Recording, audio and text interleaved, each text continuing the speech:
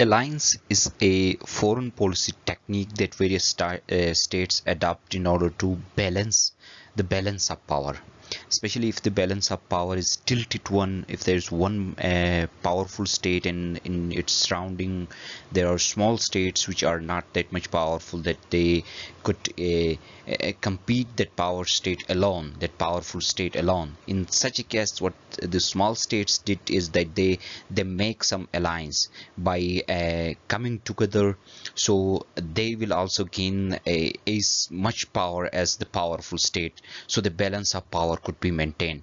On some other occasions, the states also made alliances to fully utilize their economic potentials and many other reasons. Generally, alliances are made to maintain the balance of power, and it's a foreign policy technique that various states have been adopting since ancient times, in the medieval time, and in modern time as well. States adopt this policy or this technique of foreign policy to maintain the balance of power and to gain maximum benefits from each other.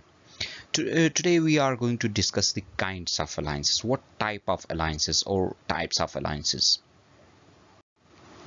The first one is the alliances serving identical and complementary interest.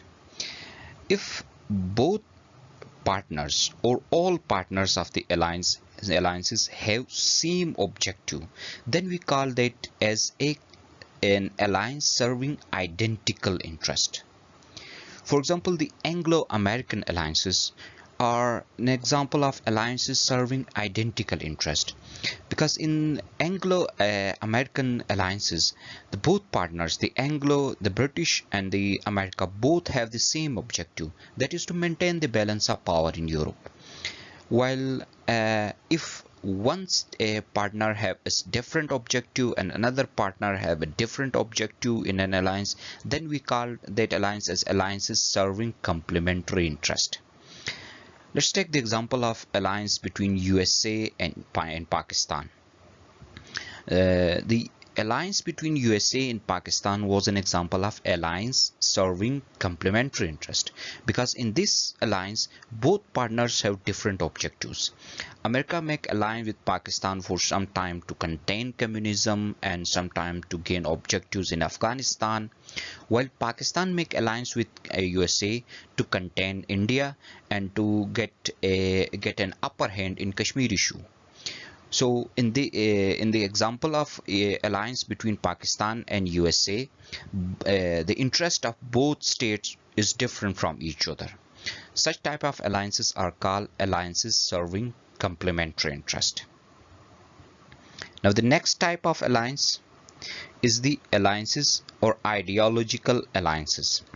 If the member states of an alliance are grouped together because of some ideology, that's called an ideological alliance. For example, the Holy Treaty of 1815 was an example of an ideological alliance. European Union is an ideological alliance. Organization of Arab countries or OIC is an ideological alliance, because in these alliances the members came close to each other because of certain ideology. Take the example of OIC. The member countries came close to each other on the basis of an ideology, a religious ideology. Although they have other objectives to gain maximum economic benefits, to protect each other, whether the OIC is able to do so or not, that's a separate debate. But these states came close to each other on the basis of an ideology. So such a type of an alliance is called an ideological alliance. Now let's come to the third type. The third type of alliance is an alliance, a mutual alliance or a one-sided alliance. A mutual alliance is such a type of alliance where both partners are trying to get certain benefit, a same benefit. Let's suppose two countries make an alliance to gain from each other, to gain economic benefits from each other. Let's see, there is a country A, another country B. country A needs to get benefits from economic benefits by utilizing resources of country B, and country B will utilize resources of country A in order to get benefits from each other. Then such a type of alliance is called mutual alliance. While on the other hand, if one state will use the resources of other state in order to gain some benefits from there. Obviously B would have also some benefits, but that would be some indirect benefits, but A is taking only direct benefit. Then such type of alliance is called one-sided alliance. And now let's see the third type of alliance. The fourth type, that's the general and limited alliances. The general alliances are such type of alliances in which cover different aspects. For example, the alliances or some states make an alliance to get different types of benefits. They come close to each other to get economic benefits, social benefits, political benefits, and military benefits. So if the alliance cover different or variety of interest or all interests, then such an alliance is called general alliance. Usually nowadays general alliances are not formed. The alliances are limited in nature because the alliances are made to gain few objectives, either to economic objectives, social objectives, right? Usually nowadays in alliances there's a restriction that they will not go against war or whatever, right? There are limits. If there are limits in the protocols of an alliance or the agreement that the signatories have signed on that, if there are limits in it, then we call it a limited alliance. Usually the alliances that came into being in modern time, all of these alliances are examples of limited alliances. And now the second last type, that is the temporary alliance and permanent alliance. If an alliance came into being for a short time or on a single objective or is on a short-term agenda, then we say it is a temporary alliance. For example, the Troika Plus came into being just to come up with a political solution for Afghanistan, and once they will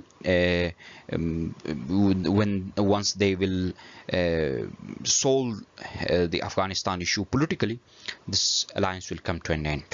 Then such a type of alliance is called temporary alliance.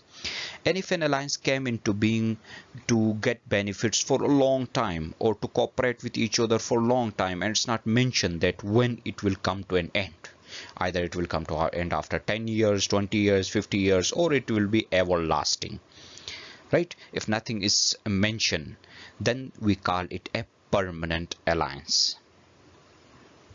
Guys, remember, permanent alliance doesn't mean that it will never ever come to an end.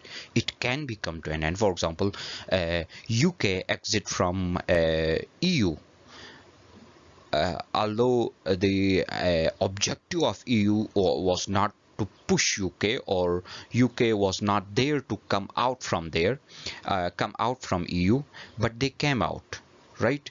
EU is a permanent alliance. We cannot say that it was a temporary alliance because UK came out, because EU has not been made for a short period, and it's not mentioned that EU will come to an end once we will get this objective, right? So permanent alliances are such alliances which are not made to gain just single objective, and if it's not said that this will come to an end after once we will finish our task, then such a type of alliances are called permanent alliances.